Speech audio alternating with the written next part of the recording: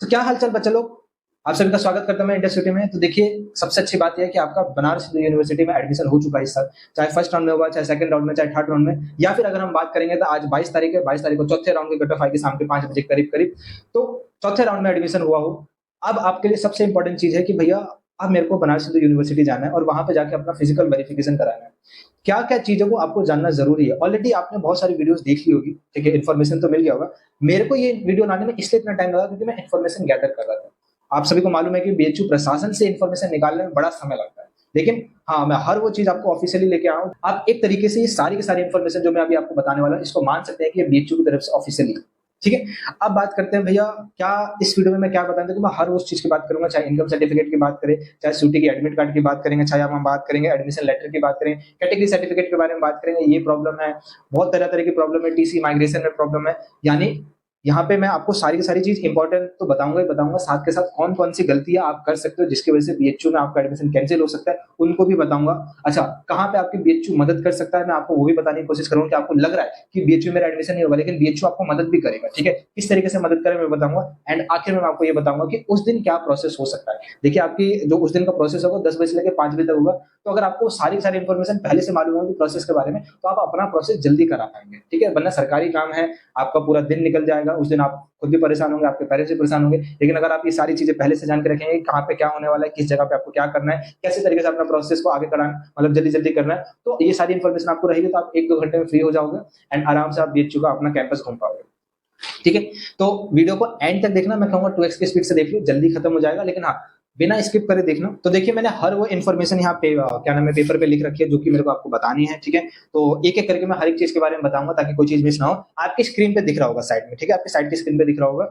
चलिए शुरू करते हैं। देखिए, सबसे इंपॉर्टेंट ये आप सबको ऑलरेडी मालूम है, फिर भी मैं एक बार बता दूं कि इंपॉर्टेंट डेट्स क्या है। अगर आपका बनारस हिंदू यूनिवर्सिटी में 1 से लेकर 4 राउंड के बीच में अगर एडमिशन हुआ है, तो आपको इंपॉर्टेंट डेट जाननी जरूरी है, ठीक है। इंपॉर्टेंट डेट में अगर मैं बात करूँ तो सबसे पहला जो सबसे है कि देखिए 26 तारीख के करीब, 26 को आप 27 भी मान सकते हैं, 26 की रात भी मान सकते हैं, आपका कॉल लेटर आएगा, ठीक है। कॉल लेटर को ही मैं दूसरी भाषा में प्रोविजनल एडमिट कार्ड कहूंगा, जो कि मैंने पहले वीडियो में कभी बता रखा है कि आपको प्रोविजनल एडमिट कार्ड होना जरूरी है, उसी को कॉल लेटर कहते हैं। उसमें साफ मेंशन करा हो जाता है कि आपको कौन से कॉलेज में, कौन से डिपार्टमेंट में किस समय रिपोर्ट करना है, ठीक है। और रिपोर्ट करने के बाद वहाँ पे क्या क्या चीजों को आपको लेके जाना है, वो सारी की सारी इन्फॉर्मेशन आपको क्या नाम है कॉल लेटर में लिखी रहती है। तो कॉल लेटर आपके पोर्टल पे भी दिख जाएगा, आपको मेल भी आएगा। कॉल लेटर मिलते ही सबसे पहले आपको काम करना है कि कॉल लेटर का प्रिंट आउट निकलवा के रखना। मैं कहूंगा 2 प्रिंट आउट निकालो, ठीक है। अच्छा, जितने भी डॉक्यूमेंट आपको ले जाने सबके 2-2 प्रिंट आउट निकलवाने, ये याद रखना। क्या नाम है बीएचयू ने 1 बोला, लेकिन मैं कहूंगा 2, मैं कहूंगा 3, अगर 3 करा सकते हो। कोई भी गलती हो गई, कुछ गलत हो गया, तो वो आपका फॉर्म बेकार हो जाएगा। इससे बड़े आप दोबारा फिर कहाँ भागोगे कि फोटोकॉपी कराने, फोटोकॉपी, तो करा के रखना। उसके बाद करते हैं भैया जनरल और यूआर, ठीक है। बोथ आर मतलब दोनों अलग अलग है, सिमिलर को मत कंसीडर करना कि दोनों सेम है। जनरल कैटेगरी वो कैटेगरी जिनके पास कोई भी क्या नाम है किसी भी कैटेगरी से बिलोंग नहीं करते, ना ही एससी है, ना ही एसटी है, ना ही ओबीसी है, ना ही ईडब्ल्यूएस है, ना ही सीडब्ल्यू है, ना ही वार्ड कोटा, ये किसी भी कैटेगरी से नहीं है, वो जनरल कैटेगरी में। यूआर का मतलब होता है भैया अनरिजर्व। अनरिजर्व में सीट एलोकेट हुआ है, कैटेगरी उनकी कुछ भी हो सकती है। जनरली वो बच्चे जिनके बहुत ज्यादा मार्क्स आए थे, ठीक है, लेकिन उनके पास भी कोई कैटेगरी थी, वो ओबीसी से थे, वो ईडब्ल्यू से थे, वो एससी थे, एससी थे, एसटी से थे, लेकिन उनके इतने अच्छे मार्क्स थे कि उनको यूआर कैटेगरी में, अनरिजर्व कैटेगरी में सीट एलोकेट हुई है। तो आपको, आप भले कोई सी भी कैटेगरी से हो, आपके लिए कोई अलग दिन नहीं है, उसी तारीख 28 तारीख को रिपोर्ट करें। भैया मेरे को कैसे पता चलेगा, आप ध्यान से देखो, जो भी आपने अभी फीस स्लिप सबमिट करी है, वहां पे जो भी आपको सीट मिली है, वहां पे लिखा रहता है कि आपको किस कैटेगरी के थ्रू आपको सीट मिली है। तो अगर आपकी कैटेगरी के आगे वहां पे अनरिजर्व लिखा है, भले आप किसी भी कैटेगरी से बिलोंग करते हो, तो समझ जाना कि आपका अनरिजर्व कैटेगरी में सीट, मतलब सीट मिली है आपको। तो अनरिजर्व वाले बच्चों को 28 अगस्त को रिपोर्ट करना है। रिपोर्ट कहाँ करना है, जिनका एफएमसी एमएमबी में हो रखा है वो अपने अपने डिपार्टमेंट में रिपोर्ट करेंगे, जिनका एएमपीजी राजीव गांधी कैंपस में, वीसीडब्ल्यू में, ठीक है, जहां भी हो रखा है वो उस कॉलेज में जाकर रिपोर्ट करेगा। कोई ऐसा नहीं कि मेन कैंपस उठ के चले जाएगा, जिस भी कॉलेज में एडमिशन हो रखा है वहां जाकर रिपोर्ट करेगा। रिपोर्टिंग टाइम मॉर्निंग 10 बजे, ठीक है, 10 बजे से लेकर आपका क्या नाम है 5 बजे तक डॉक्यूमेंट वेरिफिकेशन चलता है। तो रिपोर्टिंग टाइम में 10 बजे, 10 बजे से पहले चले जाए, ठीक है। पहले चले जाओगे तो वहां पे और भी सारी चीजें होती है, वो सब चीज आपको पता चलेगा। अभी मैं बताने वाला क्या क्या होगा। ईडब्ल्यूएस, पीडब्ल्यूडी और वार्ड कोटा वाले को 29 अगस्त को आपको रिपोर्ट करना है। ओबीसी वाले को 30 अगस्त, एससी एसटी कैटेगरी वाले को 1 सितंबर को क्या नाम है रिपोर्ट करना है। और जब ये सारा का सारा रिपोर्ट, मतलब आपका क्या नाम है, आप सारा का सारा डॉक्यूमेंट वेरिफिकेशन करा देंगे, उसके बाद जो क्लासेस होगी वो आपकी 4 सितंबर से क्लासेस स्टार्ट होगी और प्रॉपर स्टार्ट होगी। भाई स्पॉट राउंड पे तो 4 तारीख से आ रहे हैं, तो उनका क्या होगा, उनको टेंशन नहीं लेना। उन आपके लिए भी यही वीडियो, डॉक्यूमेंट के लिए तो आपके लिए भी यही वीडियो, जब आपका फिजिकल वेरिफिकेशन होगा तो यही सारी चीजें होगी जो इस प्रोसेस में आपको बताने जा रहा हूँ। बस आपको क्लासेस में क्या होगा, कोई अलग से क्लासेस नहीं होगी, कोई अलग से टीचर नहीं आएगा, कोई अलग से आपको पढ़ाने प्रोफेसर नहीं आएगा, ठीक है। ये जो रनिंग क्लास है, जिनका सिलेबस थोड़ा बहुत कवर हो जाएगा, उसी क्लास में आपको एंट्री दी जाएगी, और अटेंडेंस आपकी उस दिन से काउंट होगी। ये नहीं कि भाई मेरा अटेंडेंस का लॉस हो जाएगा, नहीं, जिस दिन कॉलेज आते हो उस दिन से अटेंडेंस काउंट होगी, ठीक है। चलिए, तो ये पहले कैटेगरी होगी इंपॉर्टेंट डेज, जो कि आपको जानना जरूरी है। अब दूसरी कैटेगरी पे आते हैं इंपॉर्टेंट डॉक्यूमेंट्स, जो कि आपको जानना जरूरी है। और डॉक्यूमेंट में बीच बीच में बताते रहूंगा क्या क्या चीजें, ठीक है, तो ध्यान से सुनना, उसके बारे में बताते हैं। चलिए बात करते हैं, अगर मैं बात करता हूँ इंपॉर्टेंट डॉक्यूमेंट्स में, सबसे पहले आपको क्या करना है, कॉल लेटर की कॉपी निकाल के रख लो, वो सबसे मस्ट है। उसके बाद भैया एडमिशन लेटर की एक, मतलब एडमिशन लेटर की भी फोटोकॉपी कराओ, 2 फोटोकॉपी करा के रखना, कॉल लेटर की भी 2 फोटोकॉपी कराना। भैया एडमिशन लेटर का जो भी आपने बीएचयू के पोर्टल पे फीस स्लिप, मतलब फीस सबमिट करी थी, फीस सबमिट करने के बाद एक रिसिप्ट आई है, उसी रिसिप्ट को डाउनलोड करो, उसी फीस रिसिप्ट कहते हैं, ठीक है, उसको डाउनलोड करो, उसी को एडमिशन लेटर कहते हैं। वो ये बताता है कि आपका बीएचयू में इस कोर्स में, इस कॉलेज में एडमिशन हो चुका है। उसके बाद आता है भैया BHU registration form having the preference order. ये कहां से लेके आया जाए, बीएचयू का रजिस्ट्रेशन फॉर्म जिसमें प्रेफरेंस भी दिखे। तो देखो सिंपल सी बात है, बीएचयू की वेबसाइट पे जाना, बीएचयू की वेबसाइट जहां पे आपने सीयूटी का रजिस्ट्रेशन करा था, वहां पे लॉगिन करना, लॉगिन करने के बाद वहां पे आता है माई सीयूटी एप्लीकेशन। माई सीयूटी एप्लीकेशन सबसे स्टार्टिंग में होगा, उस पर क्लिक करो, एक लंबा चौड़ा चीज खुल जाएगा, ठीक है। वो लंबा चौड़ा क्या करना है, उसको निकलवा लेना। उसको सबसे पहले क्या नाम है, प्रिंट आउट निकलवाओ। प्रिंट आउट आपके यहाँ में भी महंगा निकल सकता है, सबका प्रिंट आउट निकलवा, और फिर सबकी एक एक फोटो कॉपी भी करा, ठीक है। तो 2 हो जाएगा आपका काम। और ये आपके क्या नाम है, सीयूटी एप्लीकेशन, ये ज्यादा भी हो सकता है, डिपेंडिंग ऑन द कि आपकी कितनी आपकी प्रेफरेंस लिस्ट है, उससे मतलब ऐसे बढ़ सकता है। तो भैया जो थर्ड इंपॉर्टेंट थिंग्स है वो है सीयूटी एनटीए एप्लीकेशन फॉर्म और एडमिट कार्ड। ये कहां से मिलेगा, ठीक है। और एडमिट कार्ड में एक डाउट है कि भैया मान लो मेरा पेपर 2 दिन हो, तो मेरे पास तो 2 एडमिट कार्ड है, 2 एडमिट कार्ड है, तो कौन सा एडमिट कार्ड लेके जाऊं। उसके अलावा भैया मेरे को ये भी प्रॉब्लम है कि भैया मेरे पास जो एडमिट कार्ड था वो तो खो गया, ठीक है। तो कहां से ये आएगा, उसके बारे में बता। देखो अभी आपके जो आपकी साइट की स्क्रीन पे भी दिख रहा होगा, वहां पे भी आप एनटीए की वेबसाइट पे जैसे जाके लॉगिन करोगे, आपका सीयूटी का पोर्टल था ना, वहां पे जैसे आप लॉगिन करोगे, लॉगिन करने के बाद सीधा सबसे नीचे आना, स्क्रॉल करना, सबसे नीचे आओगे, सबसे नीचे आता आपको मिलेगा candidate activity. Desktop mode open करो, नीचे जाओ, कैंडिडेट एक्टिविटी में आपको 3 ऑप्शन दिख रहे हैं, स्कोर कार्ड, और उसके बाद एडमिट कार्ड और कंफर्मेशन पेज। आपको ये कंफर्मेशन पेज चाहिए, क्योंकि यही आपका एप्लीकेशन फॉर्म है। तो इसको डाउनलोड कर लेना, इसको पहला प्रिंट आउट करवाना, उसको मतलब डाउनलोड करके आपको प्रिंट आउट निकलवाना, उसके बाद एक फोटो कॉपी कराना।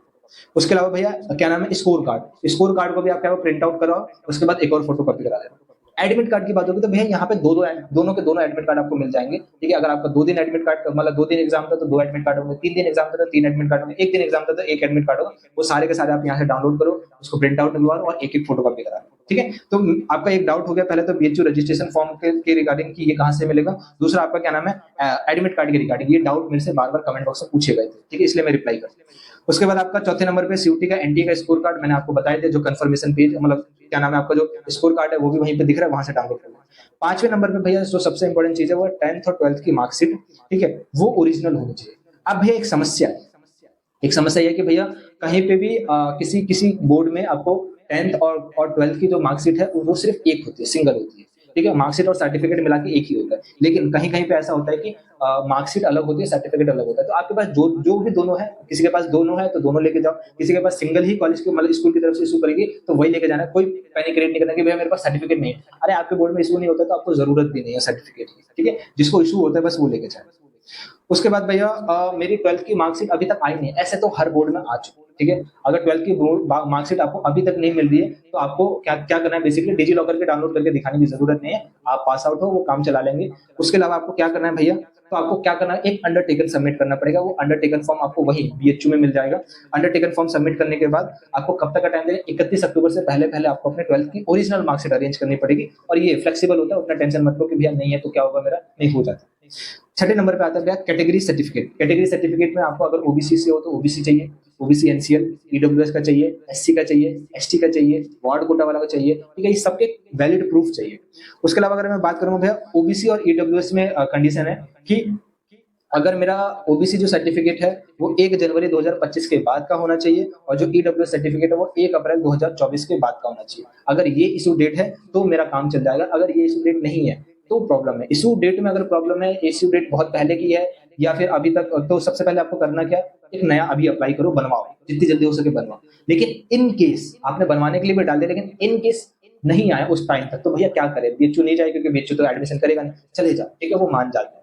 उनको बोलोगे कि ऐसा-ऐसा सीन है, ये मेरा है, अपना पुराना वाला लेके जाना। ऐसा नहीं है कि खाली हाथ चले जाना, पुराना वाला लेके जाना, दिखा देना कि मैं ये प्रॉपर मेरे पास ओबीसी का सर्टिफिकेट है, ईडब्ल्यूएस का है, प्रॉपर है, ठीक है। लेकिन अभी जो लेटेस्ट वाला उसमें अभी मैंने अप्लाई कर रखा है, तो एक अंडरटेकर सबमिट कराएँगे, 31 अक्टूबर का टाइम आपको तब देंगे और वहाँ पे उसमें उस समय आपको प्रॉपर सबमिट करना पड़ेगा। तो जाना ज़रूर, ठीक है, भले डॉक्यूमेंट में आपके कोई भी प्रॉब्लम ना हो। उसके अलावा अगर हम बात करते हैं भैया एससी-एसटी वालों को कोई टेंशन नहीं है, कभी-कभी कैटेगरी सर्टिफिकेट तो चल जाएगा, ठीक है। इनकम सर्टिफिकेट के रिगार्डिंग क्या होता है कि भैया इनकम सर्टिफिकेट किसको चाहिए? ओबीसी वाले को चाहिए, ईडब्ल्यूएस वाले को चाहिए, एससी को चाहिए, एसटी को चाहिए, ठीक है, वार्ड कोटा वाले को चाहिए। भैया मेरे पेरेंट्स दोनों गवर्नमेंट जॉब करते हैं, क्या हमको भी इनकम सर्टिफिकेट चाहिए?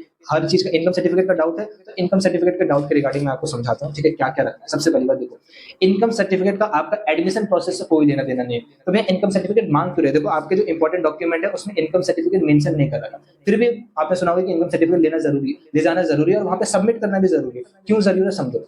अगर आप फ्यूचर में सोच रहे हो कि मेरे को बीएचयू की जो फीस है उसमें रिलैक्सेशन मिले या फिर मेरे को कोई बीएचयू की तरफ से स्कॉलरशिप आ रही है उसमें मैं अप्लाई कर सकूँ, एलिजिबल बन सकूँ, तो आपको अभी इनकम सर्टिफिकेट सबमिट करना पड़ेगा।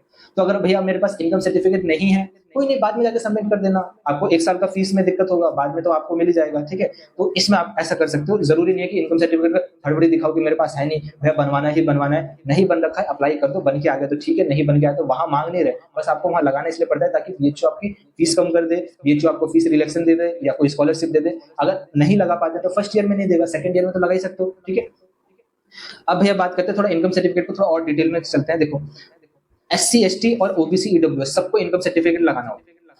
एससी, एसटी के लिए भैया 2 लाख से कम अगर आपकी इनकम सर्टिफिकेट है, ठीक है, उसमें सैलरी है 1 साल की, एनुअली इनकम 2 लाख से कम है पूरी फैमिली की, तो आपको स्कॉलरशिप दी जाती है और आपको फीस रिडक्शन दिया जाता है। ओबीसी, ईडब्ल्यूएस के लिए बोला गया है अगर 8 लाख से कम है आपकी पूरी फैमिली की इनकम, तो आपको क्या दिया जाता है, आपको फीस रिलैक्सेशन या स्कॉलरशिप दी जाती है, ठीक है। अब भैया सवाल है कि मेरी जो फैमिली की इनकम है ये किसी भी कैटेगरी से हो, वो उस कैटेगरी की लिमिट क्रॉस कर दे रही है, क्रॉस कर दे रही है तो आप बेनिफिट उठा ही नहीं पाओगे, तो मत सबमिट करो, ठीक है, जरूरी नहीं है, वहाँ मांगे भी नहीं है, सबमिट करने की जरूरत नहीं है। उसके अलावा भैया मान लो मेरे कोई एससी एसटी कैटेगरी का है और उसके पेरेंट्स जो है वो आपकी गवर्नमेंट जॉब करते हैं, तो अगर कोई अच्छी खासी गवर्नमेंट कोई भी गवर्नमेंट जॉब हो उसकी एनुअल इनकम 2 लाख से ज्यादा है, ठीक है, तो चाहे पेरेंट्स फैमिली में पेरेंट्स कमा रहे हो, मदर कमा रहे हो या दोनों कमा रहे हो, ठीक है, दोनों की गवर्नमेंट जॉब हो या सिंगल की भी गवर्नमेंट जॉब, कोई से भी पोस्ट पे लोगे होंगे उसकी एनुअली इनकम 2 लाख से ज्यादा होगी, तो आप एलिजिबल ही नहीं है। तो अगर आपको इनकम सर्टिफिकेट लगाना है तो लगाओ, नहीं लगाना तो मत लगाओ, आपको कोई कोई फीस रिलैक्सेशन नहीं मिला, कोई स्कॉलरशिप मिलेगी तो कोई लेना देना भी नहीं, ठीक है, इनकम सर्टिफिकेट से कोई लेना देना नहीं।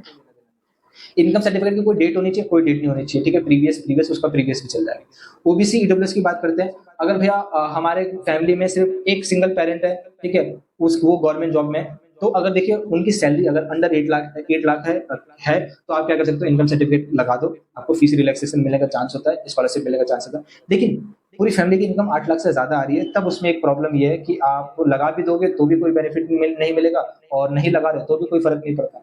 उसके अलावा एक और डाउट है कि भाई इनकम सर्टिफिकेट हमारा लगेगा कि पेरेंट्स का लगेगा। ऑब्वियसली बात है ना कि आप नहीं कमा रहे, ठीक है, आप नहीं कमा रहे, आपका पेरेंट्स का लगेगा, पेरेंट्स में फादर का लगता है। उसके बाद अगर मदर कमाती है तो मदर का भी लगता है, तो अगर सिर्फ मदर ही कमाती है तो मदर का लगेगा, फादर का नहीं लगेगा, या दोनों कमा रहे हैं तो दोनों का, एंटायर पूरी फैमिली का लगता है।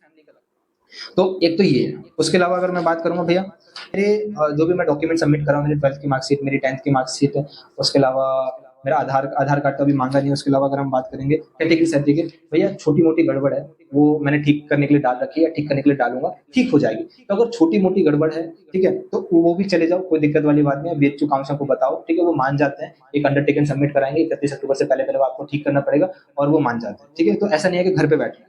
उसके अलावा हम बात करेंगे, आगे चलते हैं डॉक्यूमेंट में, ठीक है, चलिए आगे चलते हैं। अब भाई ये बात करते हैं original copy of TC, migration और क्या नाम है आपका कैरेक्टर सर्टिफिकेट। सबसे पहले बात, टीसी हर एक कॉलेज और हर एक स्कूल से मिलती है, चाहे आज पास हो चाहे 1 साल का ड्रॉप ले रखा हो, उससे आपकी जो टीसी होगी वो स्कूल के पास ही होगी। अगर आपने अभी तक ली नहीं है, जाओ वहां से जाकर अपने क्लास टीचर से मांगो, क्लास टीचर आपके प्रिंसिपल तक ले जाएंगे और आपकी टीसी इशू हो जाएगी। किसी भी बोर्ड में हो टीसी जरूर मिलती है। अब बात करते हैं भैया माइग्रेशन। माइग्रेशन हर जो आपका क्या नाम है बोर्ड है उसमें नहीं मिलता माइग्रेशन, ठीक है। तो माइग्रेशन को लेकर टेंशन नहीं लेना, जरूरी नहीं है कि हर एक क्या नाम है बोर्ड में आपको माइग्रेशन मिले।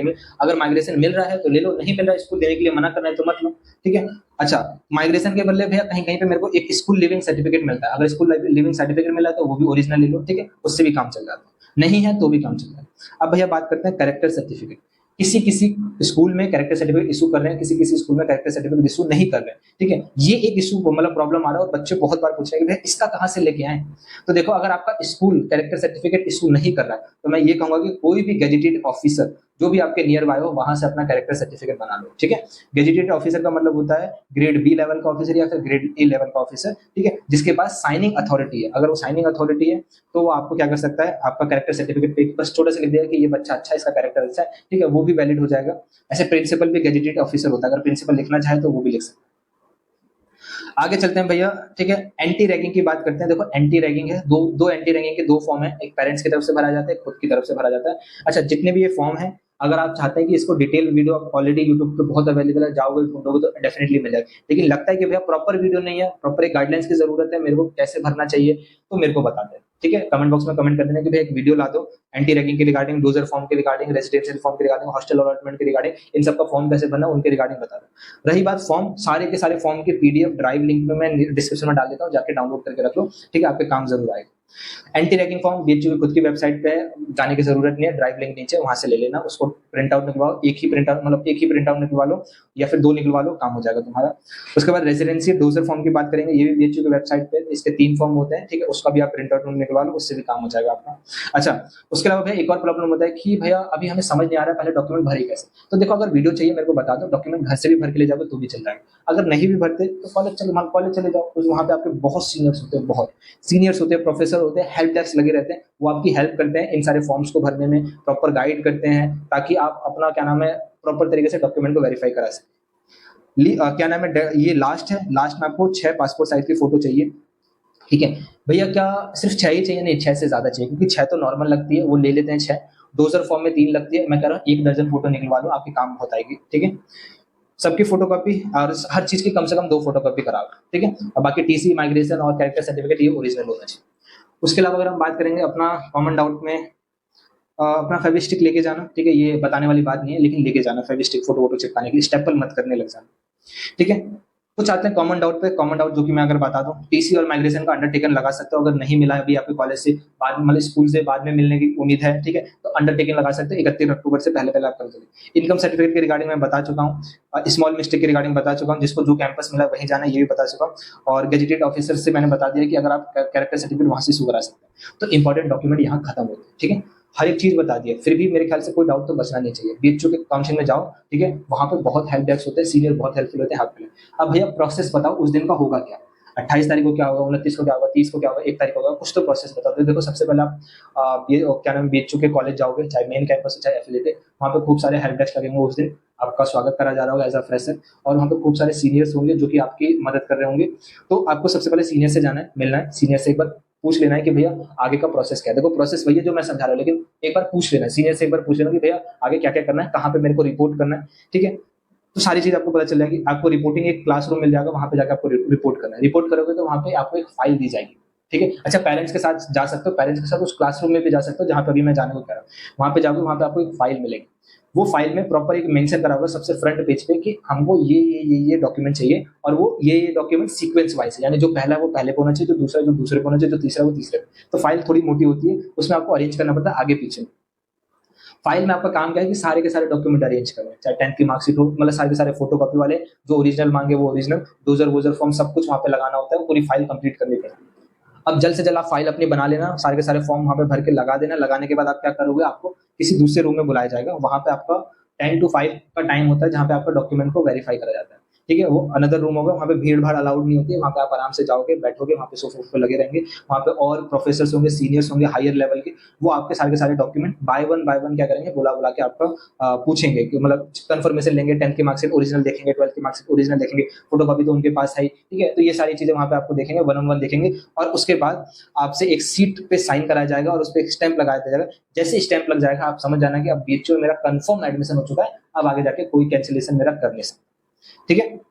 उसके अलावा अगर मैं बोलूंगा कि मान लो कोई डॉक्यूमेंट लाना भूल जाते हो, ऐसे तो भूलना नहीं चाहिए, कैटेगरी सर्टिफिकेट भूलना नहीं चाहिए, बच्चे फिर भी भूल जाते हैं, तो आपको दोबारा टाइम दिया जाता है, ठीक है। ऐसा नहीं है कि कैंसिल कर दो, कैंसिल भी कर सकते हैं, इसलिए मैं कह रहा हूँ गलती मत करना, कैंसिल भी कर सकते हैं, लेकिन जनरली कैंसिल नहीं करते, दोबारा टाइम देते हैं। ये कहते हैं कि जब स्पॉट राउंड में बच्चों को डॉक्यूमेंट वेरीफाई होगा, उस समय लाके अपना कैटेगरी वेरीफाइड करा देना, मतलब हम आपके वो कैटेगरी को मान लेंगे, तो आपको दोबारा मौका देंगे। तो ये है एंटायर बीएचयू का process, important documents, important dates और एंटायर प्रोसेस। वहां पे आपकी सीनियर्स बहुत हेल्प करेंगे, और मैं कहूंगा सबसे पहले सीनियर से मिलना। और एडमिशन प्रोसेस को जल्दी करने के लिए आपका बहुत जरूरी है कि वो जो दूसरा वाला रूम है वहां पे अपना वो फाइल को अच्छे से कंप्लीट करके लेके जाए। ठीक है। और जो भी डॉक्यूमेंट आपसे मांगेंगे वो आपने किसी अनदर फाइल में रख रखा होगा ओरिजिनल डॉक्यूमेंट, तो जब मांगेंगे तो उसको आपको ऐसे ढूंढना ना पड़े, जल्दी से निकाल के दे दो, ऐसे उसको अरेंज करके रखना। एक बार इस टाइम लग जाएगा तो अब वहाँ पे बहुत भीड़ भाड़ होती है, तो जितना जल्दी जाओगे उतना जल्दी डॉक्यूमेंट वेरिफिकेशन होगा। ठीक है, एक बार डॉक्यूमेंट वेरिफिकेशन होगा तो झंझट से फ्री हो जाओगे, तो बीएचयू का कैंपस चाहे मेन मिलाओ चाहे एफिलेटेड अपने पेरेंट्स के साथ अच्छे से घूम पाओगे। आप किसी को भी ले जा सकते हो, पेरेंट्स को ले जा सकते हो, क्लासमेट को ले जा सकते हो, दोस्त को ले जा सकते हो, छोटे भाई को ले जा सकते हो, बड़े भाई को ले जा सकते हो, किसी को भी ले जा सकते हो, उसमें कोई दिक्कत वाली बात। ठीक है, तो मैंने सब चीज़ एक्सप्लेन कर दिया और मेरे को नहीं लगता आपको इतनी डिटेल में वीडियो पूरे यूट्यूब चैनल पे मिलेगी। और दिल्ली यूनिवर्सिटी के रिगार्डिंग सारी अपडेट मैं दे चुका हूँ, चाहे स्पॉट राउंड की एलिजिबिलिटी की बात करें, चाहे फी रिफंड पॉलिसी की बात करें, चाहे विड्रॉल पॉलिसी की बात करेंगे, सबके बारे में बता चुका। बीएचयू में भी मैंने आपको क्या नाम है उस दिन होने के वाला वो सारा प्रोसेस मैंने आपको बता दिया। विड्रॉल प्रोसेस और फी रिफंड के बारे में जल्द वीडियो आ जाएगी, और स्पॉट राउंड एलिजिबिलिटी के रिगार्डिंग एक वीडियो लानी है, वो भी मैं लाके आपको दे दूंगा जल्दी। ठीक है, प्रॉपर इन्फॉर्मेशन कलेक्ट करने में टाइम लगता है, इसलिए धीरे धीरे वीडियो आती है, लेकिन हाँ ऑथेंटिकेशन आपको यहाँ पे प्रॉपर मिलेगी। कमेंट बॉक्स ओपन है, मैं हर एक कमेंट का रिप्लाई करता हूँ, विद इन द 24 आवर आपको हर एक कमेंट का रिप्लाई मिल जाएगा, तो कमेंट बॉक्स से कमेंट कर देना। उसके अलावा चैनल को सब्सक्राइब रखो, बेल आइकन को हिट रखो, और क्या नाम है वीडियो अच्छी लगी तो लाइक जरूर करना, अपने सारे दोस्तों तक शेयर कर दो जिनको भी अभी भी डॉक्यूमेंट के रिगार्डिंग कंफ्यूजन है, या फिर जिनका भी अभी तक बीएचयू में एडमिशन हो चुका है। उसके अलावा अगर हम बात करेंगे, देखो अगर आप कॉलेज में जा रहे हो तो भैया कॉलेज में तो सीयूटी का प्रोसेस खत्म, तो ये चैनल आपके किस काम आएगा मैं आपको बता दूं। देखो कॉलेज के first year, second year, third year बहुत ऐसी जगह आएंगी जहाँ पे आपको बहुत सारे डाउट आएंगे। वो डाउट को मे भी कुछ कंफर्म मतलब क्लियरिटी आपको कॉलेज से मिल जाए, मे भी कुछ क्लियरिटी ना मिले, तो भैया वो डाउट कहाँ से क्लियर करोगे, तो आप इस चैनल से कनेक्टेड रहो। ये चैनल आपको कॉलेज के first year, second year, third year guide करेगा क्या क्या करना चाहिए, चाहे आप गवर्नमेंट जॉब कर रहे हो, चाहे प्लेसमेंट कर रहे हो, चाहे इंटर्नशिप करना चाहते हो, कोई अपना स्टार्टअप करना चाहते हो, चाहे यूपीएससी करना चाहते हो, हर एक चीज को लेकर हम प्रॉपर आपको यहाँ पे गाइड करते रहेंगे। First year, second year, third year आपके जनरल कॉमन डाउट्स को क्लियर करते रहेंगे, स्कॉलरशिप के अपडेट या इंटर्नशिप के अपडेट आपको यहाँ पे मिलते रहेंगे। और कोई भी कॉमन डाउट होगा आप चाहे आज पूछो, चाहे 1 साल बाद पूछो, चाहे 2 साल बाद पूछो, मेरे को पर्सनली मैसेज करके पूछ सकते हैं। मैसेज कहाँ करना है, डिस्क्रिप्शन में इंस्टाग्राम का लिंक देता हूँ, वहाँ पे फॉलो कर लो, वहाँ पे मेरे को पर्सनली मैसेज करना, आज पूछो या 3 साल बाद पूछो चलेगा। तो इसलिए मैं कह रहा हूँ कि चैनल को जरूर सब्सक्राइब रखना और बेल आइकन को हिट जरूर रखना। अभी ये कॉलेज का प्रोसेस खत्म होने तक अभी आपके चैनल बहुत काम है, और कॉलेज के बाद भी बहुत ज्यादा काम आएगा। ठीक है, चलिए स्वस्थ रहो, मस्त रहो, और कोई रिगार्डिंग डाउट है तो जरूर मेरे को पूछना, मैं बीएचयू से कंफर्म करने की कोशिश करूंगा। और किसी और रिगार्डिंग अगर इन्फॉर्मेटिव वीडियो चाहिए, कंफ्यूजन है, तो वो भी बता देना, मैं उसके रिगार्डिंग भी जल्दी वीडियो लेके आऊंगा। ठीक है, और